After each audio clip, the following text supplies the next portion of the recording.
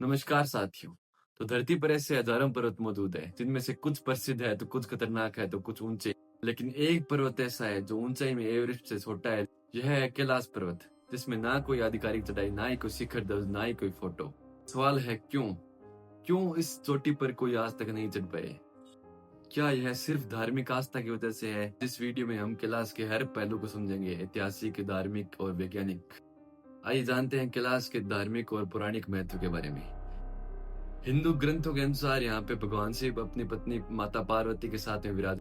पुराणों में इसे सृष्टि का केंद्र बताया गया है। कुछ ग्रंथों में इसे मेरु पर्वत से भी जोड़ा गया है। कैलाश के पास स्थित मानसरोवर झील को अत्यधिक पवित्र माना गया है। कहते हैं यहाँ स्नान करने से पाप धुल जाते हैं। सिर्फ हिंदू धर्म ही नहीं, बौद्ध धर्म में से कांग रिनपोचे कहा जाता है और जैन धर्म में मान्यता है कि यहाँ पे इनके पहले तीर्थकर ऋषभ देव को मोक्ष प्राप्त हुआ था और बौद्ध धर्म इसे आध्यात्मिक शक्ति का स्रोत बताते हैं। इतनी अलग परंपराएं, लेकिन इन सब का कनेक्शन सिर्फ एक पर्वत से, कैलाश पर्वत। साधारण संयोग ऐसे ही तो नहीं बनता है।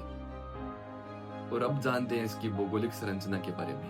कैलाश तिब्बत में स्थित है, जहाँ पे इसकी ऊंचाई है 6638 मीटर और इससे ऊंचा पर्वत है माउंट एवरेस्ट, जिसकी ऊंचाई है 8848 मीटर, लेकिन उस पर चढ़ाई की जा चुकी है। और क्यों कैलाश को इतना रहस्यमय माना जाता है एवरेस्ट के मुकाबले? इसकी बनावट पिरामिड जैसी दिखती है क्योंकि ये चारों दिशाओं में लगभग सीधा है। कुछ सैटेलाइट तस्वीरों में इसे सममित संरचना के रूप में माना जाता है, दिखाई देता है। हालांकि वैज्ञानिकों का मानना यह है कि ये प्राकृतिक शरण और हिम संरचना का परिणाम है। यह क्षेत्र अत्यंत सूक्ष्म और ठंडा है। यहाँ पे ऑक्सीजन की भारी कमी होती है।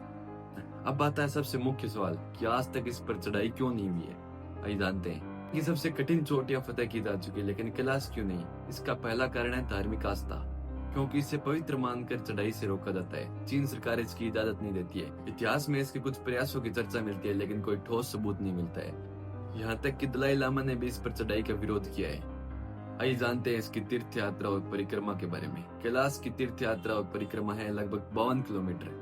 तीर्थ यात्री 3 दिन में परिक्रमा पूरे करते हैं। कुछ दंडवत परिक्रमा करते हैं, उन्हें कुछ हफ्ते लग जाते हैं। कुछ हिंदू ग्रंथों की माने तो एक परिक्रमा से पापों की मुक्ति मिलती है और 108 परिक्रमा के बाद में मोक्ष की प्राप्ति होती है। कुछ यात्रियों ने अपने आध्यात्मिक अनुभवों को भी साझा किया है, जैसे अद्भुत शांति, ऊर्जा और एकांत। वैज्ञानिक इसे ऊंचाई और मानसिक आस्था से भी जोड़ते हैं। जानते हैं कुछ लोगों के रहस्यमय दावों के बारे में। लोग कहते हैं यहाँ पे समय रुक जाता है, खास काम नहीं करते हैं, उम्र तेजी से बढ़ती है। लेकिन समय तेज चलने का कोई भी ठोस सबूत नहीं है आज तक। और बात रही कंपास की, कंपास कभी भी खराब हो सकता है। ना ही उम्र के तेजी से बढ़ने का प्रमाण मिला है। और इंटरनेट पर कई बार बढ़ा चढ़ाकर बातें कही जाती है कैलाश पर्वत के बारे में। जानते हैं कैलाश और एवरेस्ट के बीच का अंतर। एवरेस्ट को चुनौती और विजय का प्रतीक माना जाता है, तो कैलाश को आस्था और धर्म का प्रतीक माना जाता है। एक पर लोग चढ़ते हैं तो एक के सामने लोग सिर झुकाते हैं। सबसे बड़ा अंतर है। बात आती है मुख्य कि निष्कर्ष क्या निकला इसका। कैलाश पर्वत एक अद्भुत प्राकृतिक आस्था का केंद्र है, लेकिन अब तक कोई भी वैज्ञानिक प्रमाण अलौकिक शक्ति का प्रमाण नहीं बनता है। लेकिन इसकी पवित्रता और सांस्कृतिक महत्ता निर्विवाद है। शायद रहस्य पर्वत में नहीं है, ये हमारे अंदर है, हमारी भावना में है। कैलाश हमें यह सिखाता है कि हर चीज को जीतना जरूरी नहीं है। कुछ स्थान सम्मान के लिए भी होते हैं। कैलाश जहाँ विज्ञान सवाल पूछता है तो आस्था जवाब देती है। आप क्या मानते हैं, आस्था या विज्ञान?